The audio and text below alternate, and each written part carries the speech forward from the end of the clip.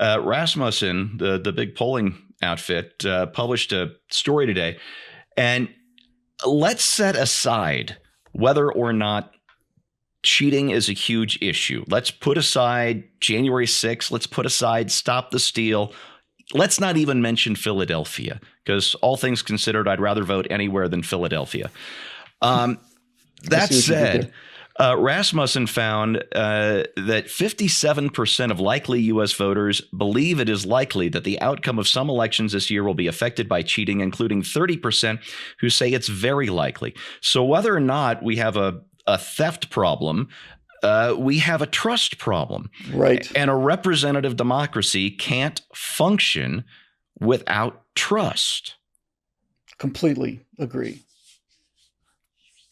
So now and the immediate question that occurs to me is, do we have a trust problem because we have fundamental failures in the system or corruption in the system? Or do we have a trust problem because we get a relentless barrage of people on social media and elsewhere saying that you can't trust the outcome of the elections? And that's not an either or. It wasn't social both. media that took a full week to count the votes in Maricopa County. Prior to the 2016 election, by midnight Eastern time, 9 Pacific, we knew the results of every single election that was being held on a national level. We knew it instantly, we knew it reliably, and we had a high level of confidence in the outcome. All of these delays were a result of them saying, well, we have the mail-in votes to count, plus we've got 4 days after Election Day for you to send your vote in. So, my understanding of that, though, Bill, was that wasn't the local election official's decision. That was a legislative decision that was made that he, yes. What he kept saying at the news conference was, look, what I am doing is following the law, and there's nothing wrong with it. This was your duly elected representatives who made this law, who said that these ballots must be counted, and so we're not releasing the results until we've counted those ballots. So it wasn't some kind of local malfeasance. Took a week to count the ballots? No, it didn't take a week to count the ballots. They had to wait by I forget whether it was a state or county level law, but they were mandated to wait until a certain date when the ballots were supposed to have come in by then, and they weren't allowed to do it before then. It's not difficulty in going 1, 2, 3. It's that they weren't allowed to do it before that. That's my understanding. But the law doesn't necessarily. But the law can be a shit. Pardon my English. That's true. It's not an automatic but it doesn't. It's not a signal of corruption, though. I'm sorry, I was talking over you. Does Arizona allow votes to come in after Election Day? Do you know the answer to that, Steve? No, I don't. I bet they don't. So I'm not convinced by this. I'm not convinced that the fact that Arizona says you have to count these votes. Florida. What's the population of Florida now? Is it pushing 30 million? Maybe? It's up there, 25, 26. Okay. Yeah. So they had all 30. of their results in an hour and a half, 2 hours after the polls closed at the Panhandle. Absolutely delivered everything. Everything was nobody had any complaints about accuracy or fairness because Florida took it seriously after the national humiliation in 2000, overhauled their system, and it worked just fine. I remember on a week ago, we're shooting this on Tuesday, a week ago today, almost to the minute now as I think about it. On Election Day, the first story I heard was that Maricopa County said they were having problems with some of their counting machines. And the first thing I saw was this guy trotting out and saying, so we have 2 tabulators, one of them's not working, but the good news is the other one is working and it's producing 75% accuracy. That's the first news story I heard when I woke up on Election Day. 75% accuracy. And that was not something I saw on social media. That was the guy who was running that particular. Now, I'm not suggesting that the information on social media is always wrong. What I'm saying is, if you say some corruption happened, now the explanation for the situation you're describing that I read anyway said there were some printers that produced a ballot that was too faint to be accurately read by the machines. That doesn't mean that those ballots then got thrown in the trash. Those ballots got counted, but they may not have been able to be immediately counted by those machines at that moment. They probably had to go to a manual count, I would imagine, at that point. But it doesn't mean that there was corruption. It doesn't mean that there was ballots thrown away. There were people who were inconvenienced by it who were told to come back because their ballot wasn't readable. And so you may have lost some people there who said, no, I'm not going back. But I don't think we'll ever develop a system that's without flaw. But I don't think that we should say, well, Arizona went the way it did because of a technical glitch, and if only we had done things the old-fashioned way, it would have worked. But none of this is really what I'm concerned about at all. What my concern is the fundamental issue of how do we restore trust to a system that requires it in order to function. And I would guess part of that solution is a more clear explanation. This is tough because this is and as I'm saying this, I know it's wrong because oh no. And here's why. Because people don't listen to clear explanations. People are not going to sit down and go, hey, honey, that documentary on how your vote gets counted is on tonight. Do you think we should, let's watch that? Or should we binge watch The Crown? I think we're going to lose to The Crown. Well, you know, I used to think maybe if we introduce some sort of blockchain protection to your ballots, that would be great. But look at what's happened to crypto in the last year. What is that company, FTX, that lost billions of dollars? Oh, and you know, so much of that money got funneled to Democrats because apparently it turned out to be some sort of money laundering scheme at some level and in some fairly large amounts. And you know, there was a story today in I think it was in the Washington Free Beacon showing this rogues gallery of big time Democratic donors. And you know, I didn't think I could think worse of that Epstein fellow who didn't kill himself until I was reminded today of how much money he gave to Democrats. Was it in the polling that you saw, Steve, was there an equal split between Republicans and Democrats saying that they couldn't trust the ballot? I wish I could tell you, okay, but I let my subscription to Rasmussen lapse right before the election because I didn't need to pay him anymore. Doesn't that Publishers Clearinghouse thing come in next week? Yeah, and I thought, you know, I should just pay him the $5 and resubscribe and read the whole story. But I was trying a new video setup here for Right Angle, and I ran out of time. And you know, I usually come into the show pretty well prepped, and I feel bad about that. I spent an hour yesterday. I was at a speaking event. I spent an hour yesterday talking to a woman who I've talked to many times. She's out of San Diego. Her name is Ruth Weiss, and she is she's the head of an organization that's responsible for voting integrity in California. So she's got a large amount of work ahead of her. She's been doing this for 20 years. She is the kind of person who is on the bottom level of the most granular look at what actually happens. What are the mechanics, right? Nice. Not an allegation. What actually happens to this piece of paper? And she said, now Republicans are urging people to vote early and vote by mail. She said, that is catastrophic. She said, the only way that you can be sure that your vote is counted fairly is to drop it into the box on election day, because that box goes sealed directly to a mechanical counter, and the outcome of these votes are watched by both Republicans and Democrats as they're taken to be. In other words, there's complete surveillance of the thing the entire time, right?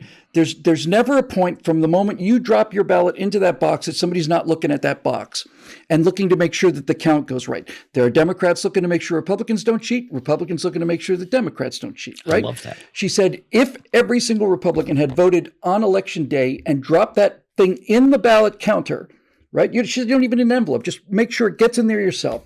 She said, then it's virtually impossible for them to alter the outcome. But when you have a month of pre-voting, what you're essentially doing is you're telling people who have incentive to cheat exactly how much they need to cheat by. They know, right? I voted by mail because I'm an idiot. I voted by mail because it was convenient and all the rest of it. But what essentially happened was, if there were people out there with nefarious designs, and it's just barely possible that there might be, right? Those people can just look at the outside of my ballot. They can see my name. They can find my name on the voter rolls. They can determine which party I'm affiliated with. And they know, okay, so now we've got this vote to account for. And to say that either it doesn't happen or it's always happened is how we get into a position where half of the country doesn't have any faith in their electoral system. And you don't even have to look at the signature compared to the voter rolls, because that's a fairly labor-intensive process. You can do it on precinct wise. How many votes do we get in this heavily Republican precinct? Yeah, okay, 70% or whatever. That gives us an idea. Okay, so anybody who saw 2,000 Mules and things like that knows that this mail-in voting is not just makes fraud possible, it makes it virtually inevitable. Did either of you see the documentary? No, I haven't watched it. You should. Because there's video evidence of people just taking 200 ballots and dumping them in a box. And it's not vote harvesting. So whether you Bill, think there's a problem or not. What you're describing here is exactly what will not establish trust on a nationwide basis in the ballot. Because nobody, if you stand up and say, hey, everybody go see Dinesh D'Souza's movie, everybody's like, oh, conservative activist Dinesh D'Souza. And so like my question is, how do you actually establish trust across the board? Not how do you get Republicans to stop talking about how Democrats are cheating all the time? So how do you actually create a system, or at least send out information about the existing system in a way that people go, okay, now I understand how it works. I have confidence in it. How can we say, if as a Republican, I'm not going to tell you don't early vote. I'm not going to tell you don't mail in your vote. I will say, if you have any doubt about whether you're going to be able to make it to the polling place on election day, send in that early ballot or drop off that early ballot or vote early or whatever you have to do. So it's better to say, tally your vote or lodge your vote in there rather than to say, oh, no, whatever you do, don't vote early, don't vote by mail. It's filled with corruption. And then you get a cold and can't come to the balloting place, or somebody gets sick and you have to go to the hospital, and then you don't get a chance to vote, or you just simply forget. So I think Republicans make a huge mistake when they say, don't engage in any of this stuff. If you can't show up at the ballot box on voting day, then you might as well not go because it's going to be stolen. Well, I got a couple things to say about that. First of all, conservative pundit Dinesh D'Souza was not standing on camera alleging that these things happen. It is nothing but nonstop videotape of your own lying eyes watching this thing happen. People going up to deposit box wearing a full mask over their face so they're not recognized. Just Google this kind of thing. Just Google the people who are debunking 2,000 Mules. And I'm not saying whether he's telling the truth or he isn't telling the truth, or whether the video is recording what it purports to record or not. What I'm saying is there's no agreement across the aisle on it, because basically nobody trusts Dinesh D'Souza unless they're already in his camp. What would it take, Scott? What would it take to convince you? No, it's not me. I'm just saying you think you're going to. No, I'm not talking. I'm asking you a direct question. What evidence would you need to see in order for you to become convinced that there was systematic fraud? Hypothetically. What evidence would it take for you to see to be convinced that there wasn't? Because 60 court cases wasn't enough for you. Having watched elections since I was 12, right? I remember all of these results being in on time at midnight Eastern time. I remember for every election that I ever saw, except for 2000. And then all of a sudden, starting in 2016, we started seeing all of these late votes. Because we have greatly enhanced the ability of people to vote early or vote by mail. I don't think it's an enhancement. Why is that important? Because then ballots that are postmarked by Election Day can legally be counted in most places. And so can ballots postmarked up to 3 days after Election Day in Pennsylvania in the 2020 election. What I'm saying is it's not a surprise that it takes longer to count now, because for good or ill, and I don't necessarily think it's for good, but for good or ill, legislatures have changed the rules around early voting and mail-in ballots. And so you would expect that would make it more difficult to count things and to get it done on the night of the election if you have to wait for votes that were postmarked to trickle in. Since you asked what evidence it would take for me, watching 6 states pretty much on cue all agree to stop counting and then pick it up again in the morning, all 6 of which Biden was behind when they stopped, and all 6 of which he needed to win. I have never seen an election where a state simply decided to stop counting. And when 6 of them do it on the same night, that to me is not just suspicious. On the same hour. That to me is evidence. Again, it's evidence. Again, Google the fact checking on that. I'm not saying one is right and the other's wrong. What I'm saying is there's no general agreement across the spectrum. There are people on the right who believe like you do and who think, wow, the system has been corrupted. Everybody stopped counting the ballots. 6 states coordinated this effort. And there are people on the other side who say, no, that didn't happen at all. And so you can't, Steve's question is, how can we enhance trust in ballots? And really quickly, it's turning into, how can we enhance trust in ballots by people who already think they're untrustworthy, meaning Republicans? I'm explaining why people find it. I'm explaining why people find it untrustworthy. And that's the number from Rasmussen, 57%. That includes an awful lot of Democrats because otherwise the math doesn't add up. I thought we didn't know how many Democrats it included. Well, Scott, are 57% of likely voters Republican? Yeah, I don't know what the sample was. There's your answer. Therefore, a significant number of that 57% must be Democrats. That's the math. So therefore, I'm not challenging the fact that people doubt the veracity of it. What I'm saying is all of Bill's proposed solutions so far have been how to actually, it's not really proposed solutions. It's how Republicans are so pissed off that the system is corrupt. How do we do what you asked us to do, which is how do we enhance trust in the balloting? And if you say, okay, we stop the mail-in ballots, we stop the early voting, that means control of state legislatures in states where that happens. Yes. Yeah. Fine. Fine. The way to restore trust is same-day voting, same-night counting, period. Except for people who need an absentee vote because they're too disabled or too sick, they're deployed military or unavoidable and which travel. Used to be difficult to get. You had to make the case for it. Yeah. Right? When the results from Georgia on 2020 were late coming in, we were told it was because of a burst water main at I can never remember if it's State Farm or Allstate Arena. I don't remember which one was it. Right? Yeah. There was a burst water main, which is why we had to stop counting. Okay, I heard that on the report as it came in 2020. I thought that's odd, but okay. So where are the photos of the burst water main? There was no burst water main. They went and looked in the building. There was no burst water main. I didn't say that it must be because of a burst water main. The guy who was running the polling center came on television and said that. Okay? And when it turns out that there's not one, that should cause you to ask some big questions, right? And my first question would be, what was the miscount? To what degree was there a miscount? Why were they lying is a better question. I don't know that they were lying because I don't trust any of the information that people are putting out about this. Seriously. It's so partisan on both sides. Either one side is makes a claim that's easily verifiable and then it's falsified.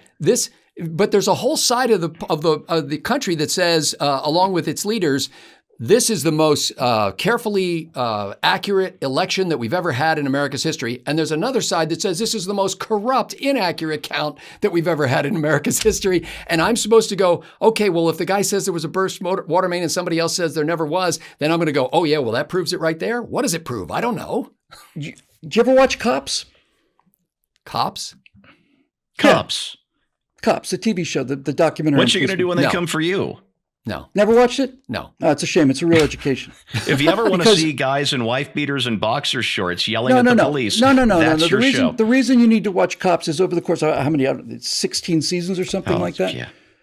You will see on camera the person committing the crime, and when the policeman gets out to them, you will hear them crying and wailing and saying they didn't do it. This needle in my arm, that's not my arm. That's an actual reply that a cop got once. Right? You know what the percentage of innocent people in prison is? It's 100%. Just ask them. So to say that just because somebody denies something means that we can't get to the solution is to say that people who are guilty don't deny that they're guilty. That's not what I'm saying. In answering Steve's question, well, you never answered my question, by the way, about what it would take for you to believe that there was such a thing as systematic voter fraud. I don't believe there was systematic voter fraud, and what would convince me is if the people who allege that there was systematic voter fraud had gone to a court of law and established that there was systematic voter fraud. However, in dozens of cases, they went to court. That's a bit like, and they failed in every single case. That's a bit like, though, getting California to change its voter laws to be more transparent for Republicans, which is not going to happen, unfortunately, because in order to sue, you have to cause harm. You have to show harm, and in order to show harm, you have to be doing it in the very district where the cheating was likely going on. And the local judges, of course, are likely not very. But it's like to answer Steve's question. Go ahead. To answer Steve's question, The only way people will have confidence in the system is for it to be utterly transparent. Agreed. Utterly transparent. I don't know why there's not a webcam that's on these places. I don't know why there's not 30 webcams. Why are we not allowed to see what goes on in accounting center? Why did they put up those cardboard things in front of the windows in 2020? Why can't we see what's going on in the accounting center? Why? Show it all. I've never endeavored to do so except at the recount of my own election, so I don't know what the restrictions on that are. I only know that I was able to sit in on the recount of my own. I sat right next to the people who were doing the counting and watched them do it. And you were confident with the results? Yeah. Yes. I love that. As I would be if I was sitting next to the person. I'm not sure a webcam would do it counting for you, though. Like having a webcam on those people. I mean, we remember watching Florida, and what year was that? Where the bug-eyed guy was staring at the chats? 2000. Yeah. Like we were watching those people do that, and I didn't feel any better about it or any worse. I just thought, well, that's where Steve's question about confidence in the electoral system. That's where it went off the rails. The law said machine counts the votes. Bush wins. The law said if it's within a certain margin, you recount the votes. Bush wins again. And once the Democrats kept suing to say, well, we've got to determine what their intent was, then it's all over. Yeah. Or we have to exclude these military ballots. There's no longer what? They lost for technical reasons. They lost, but not through lack of trying. No. Right? They recounted again and again and again. Finally, the Supreme Court said, what you do with your election's your business. The electors will be in Washington on the date they need to be there. And at that point, what SCOTUS told Florida was follow your own laws. Don't keep coming to us. There are election laws and rules. And the second that they stopped obeying those laws is the second that this whole thing started, right?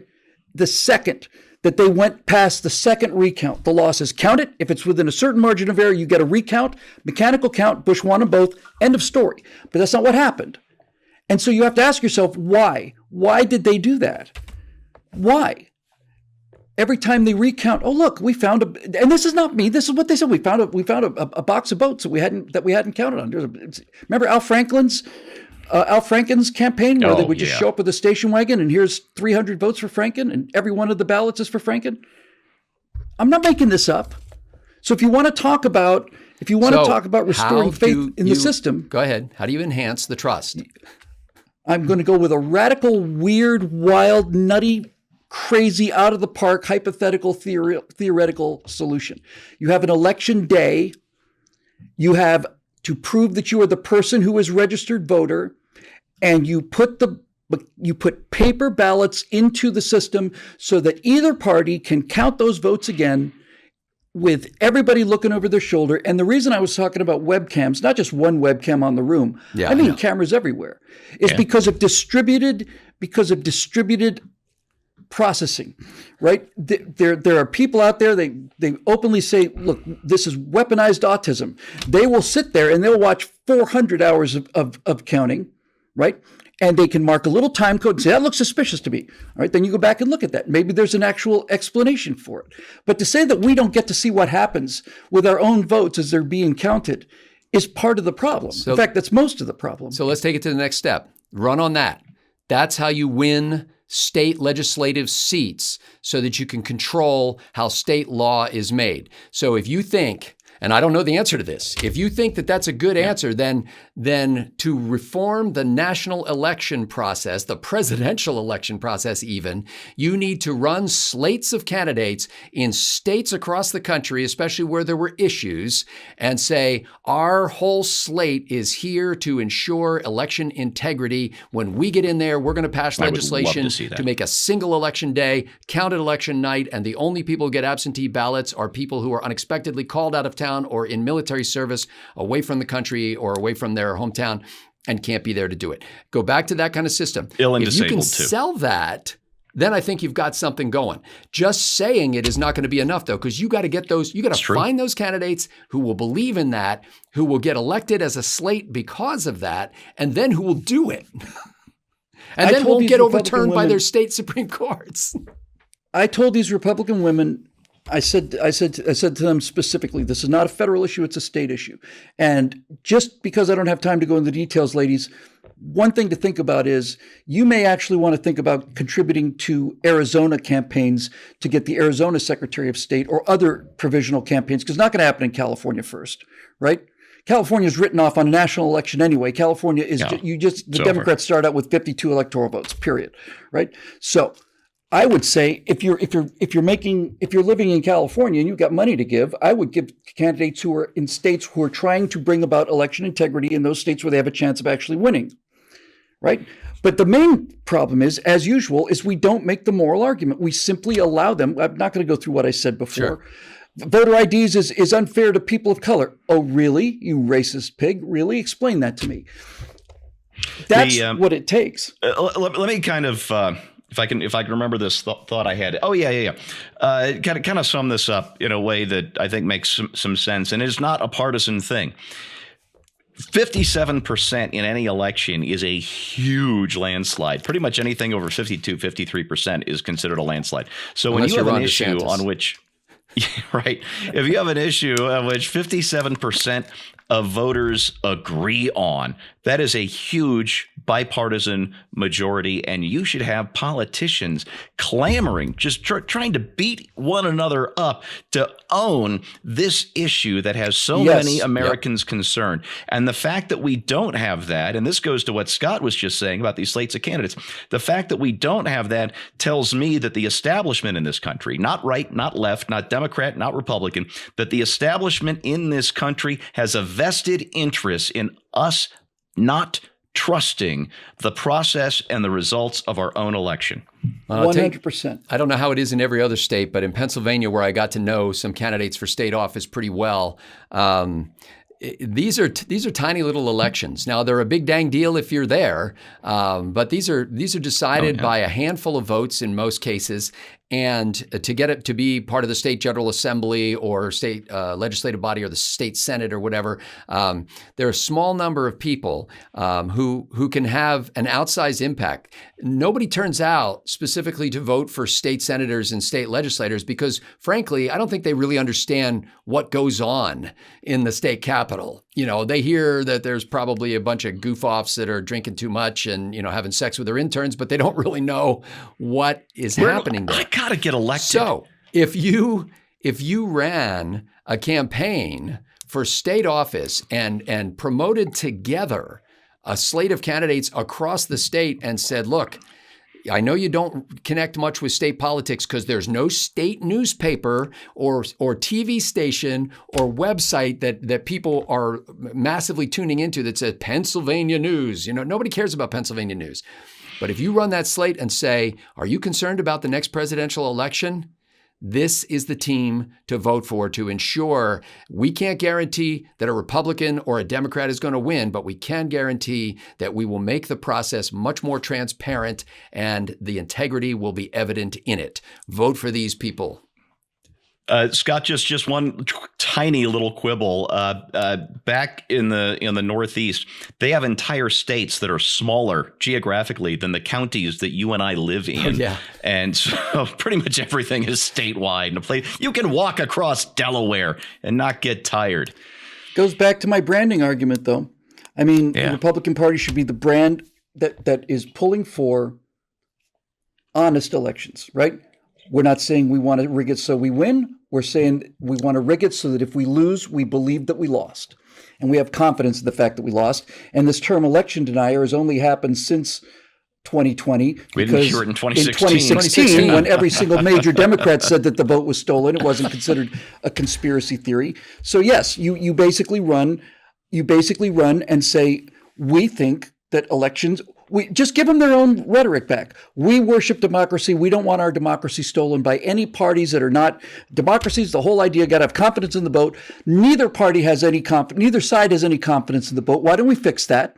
How do we fix it? Here's how. And if they start running the same arguments against us, like the voter ID laws are suppressive, well, then just point out the sheer lunacy and the racism involved in that kind of statement. The other element that this slate could run on is drawing constitutionally legitimate districts for congressional elections. And a friend of mine who was like a music teacher that gave private lessons in a rural area of Pennsylvania actually took a case to the Supreme Court. I've mentioned this before on this show. She took a case to the Pennsylvania Supreme Court, and she drew and showed me one day. We had a lunch or something, and she showed me this map of Pennsylvania's districts, the way they're carved up currently, the way the congressional districts are, and the way they would be carved up if you actually followed the Pennsylvania Constitution. And gerrymandering, right? Her map was a thing of beauty. Like it reeked of simplicity and integrity, and it reeked of it. And the Supreme Court actually told the legislature that they had to go back and rework the map that they had drawn because of her plea before the court, basically. So if that same slate beautiful. could go and say, look, we're going to follow our state's constitution on how these boundaries are drawn, not to, create a district that runs along a single road because we know that there's a heavy population of people in one party. Everybody's seen that gerrymandering. And they're trading, the Republicans and Democrats are trading these off. They're saying, okay, you can have that one. We'll take this one. All right. So I would say then that the congressional districts are determined by the only thing that we can say without question is unbiased, and that is lines of latitude and longitude.